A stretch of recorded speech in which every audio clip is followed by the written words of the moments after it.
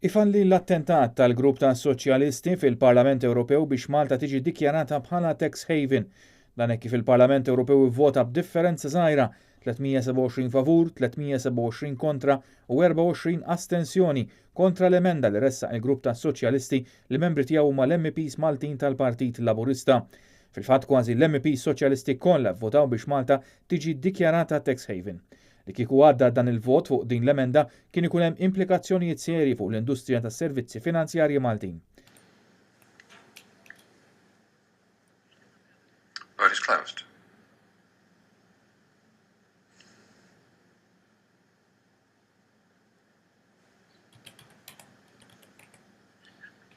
That means it's rejected.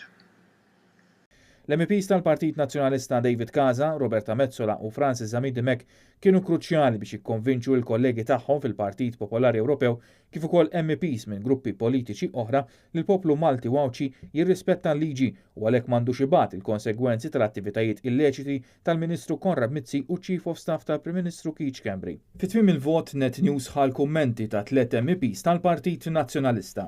Naturalment li l-ġimgħa l-oħra, tard il-ġimgħa l-oħra sibna ruħna f'sitwazzjoni fejn kien hemm emenda tal-Partit Soċjalista Ewropej li tagħhom huma membri Alfred Sant, Miriam Dalli u Malli Mizzi fejn kienet titlob biex Malta tkun imsemmija bħala a tax haven country, dan ħolqilna problemi kbar. Fi ftit tal-ġranet, kemm jiena, kemm Roberto, kemm Francis ridna mhux biss inġibu l-appoġġ tal-Partit Popolari li kważi kollu ivvota favur il-Maltin, favur il-financial services ta' pajjiżna, ma kellna wkoll nduru fuq deputati oħra li ġej min-naħa tal-lemin biex jivvotaw ukoll anke huma favur it-talba ta' pajjiżna. U llum minkejja li l-vot kien viċin ħafna, rrid ngħid li t-talba tas-soċjalisti ma ġietx milquha u allura f'dal mument rebħet Malta.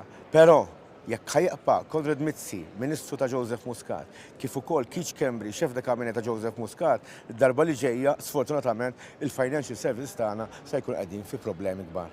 Tajjeb li nfakru wkoll li kieku ma kienx għall-iskandu tal-Panama kieku llum ma kienx ikollna f'sitwazzjoni li rridu nivvutaw fuq kritika daqshekk ħarxa u mhux neċessarja fuq Malta.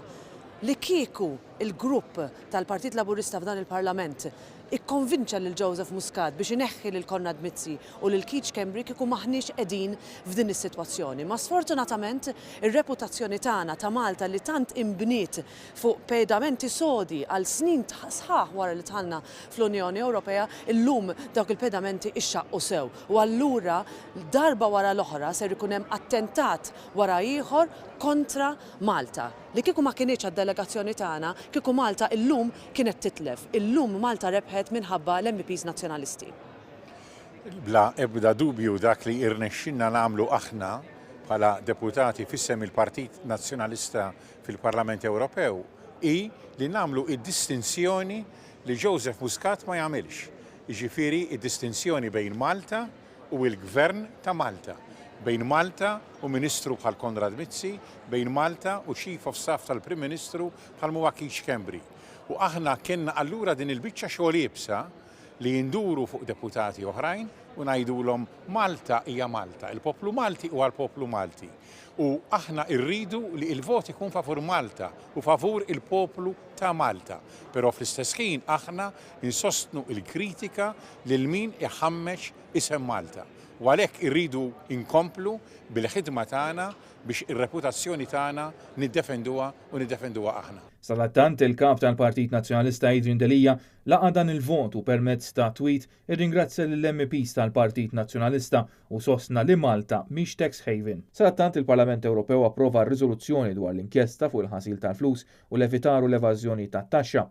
Ir-riżoluzzjoni li saret mill-Kumitat tal-Inkjesta Pana tinkludi rakkomandazzjonijiet li issa jmorru quddiem il-Kunsill Ewropew u l-Kummissjoni Ewropea.